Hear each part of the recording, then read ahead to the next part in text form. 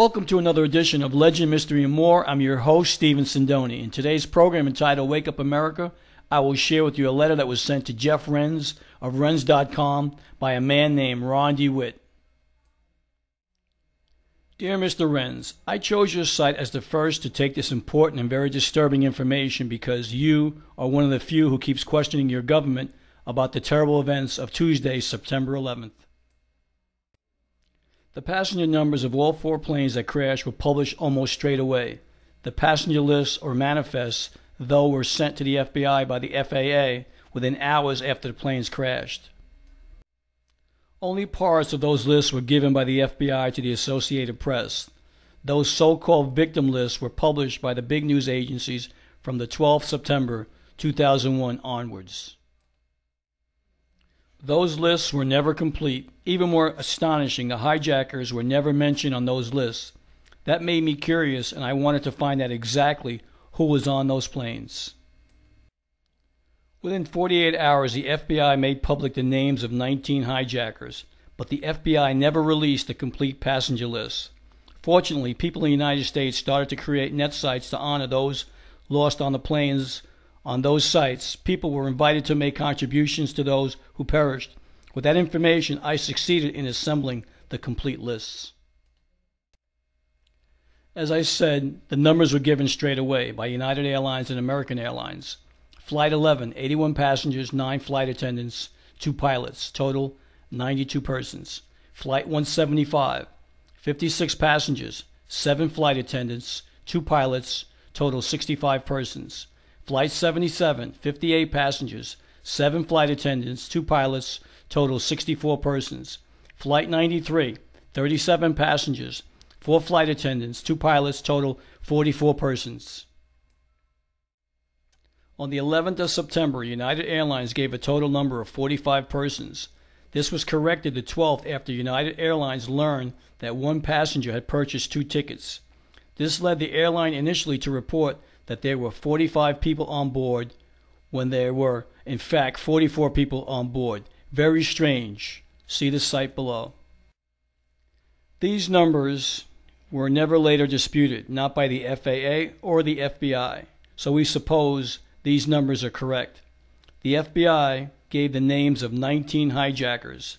5 of them were on board Flight 11, 5 on board Flight 175, 5 on board Flight 77, and 4 on board Flight 93.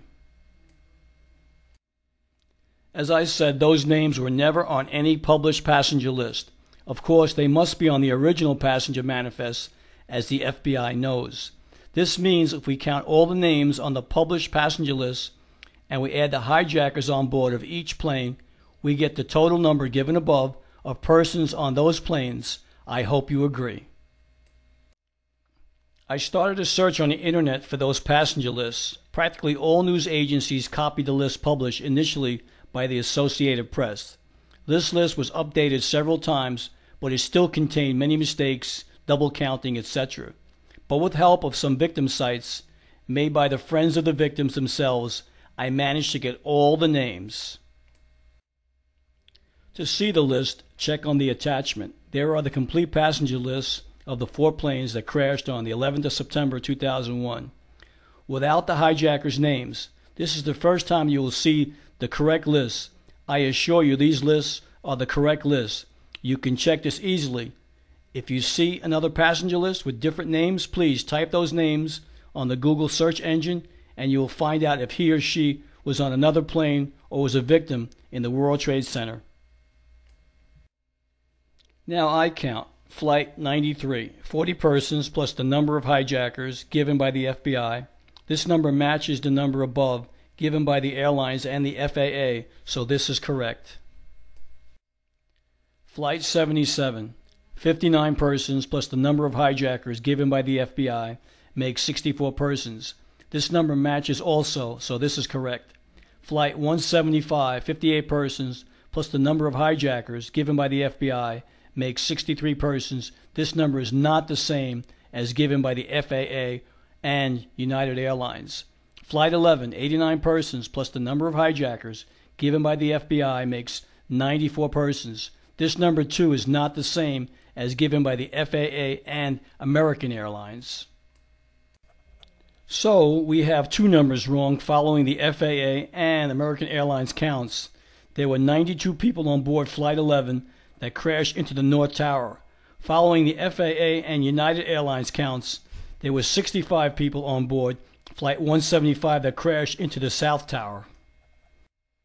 Nobody contested those numbers, neither did the FBI, who has the original passenger manifest. This means the difference must be in the numbers of hijackers mentioned by the FBI. Mr. Mueller from the FBI and Ashcroft from the government are lying to the American people.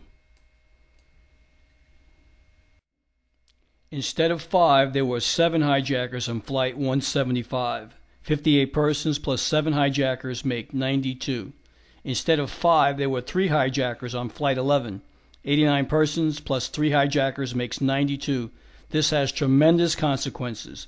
Why is the FBI lying? Could it be that Atta and Alamar didn't board Flight 11? That instead they boarded United Airlines Flight 175? Is this the reason Mr. Ashcroft refuses to release the original flight manifests? If there were 7 hijackers on Flight 175 and 3 on Flight 11, does that make any sense? Who was the pilot on Flight 11 before it crashed? Mr. Ashcroft, why are you lying? What is the government hiding? American people, demand the truth. Sincerely yours, Ron DeWitt. In closing, I'd like to start by thanking Ron DeWitt for his excellent research reporting. Ron DeWitt is medical oncologist, senior staff member of the Erasmus University Medical Center in the Netherlands.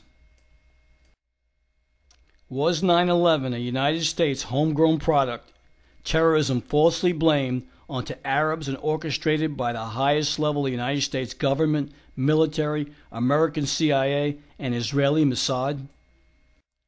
Could this explain why the steel from the World Trade Center collapse was quickly sent off to China before it could be examined? Will these questions ever be answered? In my research into 9/11, I believe there is a weak link in the chain of secrecy. The weak link is former Mayor Rudolph Giuliani. It is my hope that the American people subpoena Mr. Giuliani and find out what really happened on September 11th, 2001. There has never been a perfect crime, and there's been a lot of mistakes made here, as you obviously have seen. The tragic events of September 11, 2001 should be a wake-up call for every American listening to this broadcast today. Thank you for listening to Wake Up America.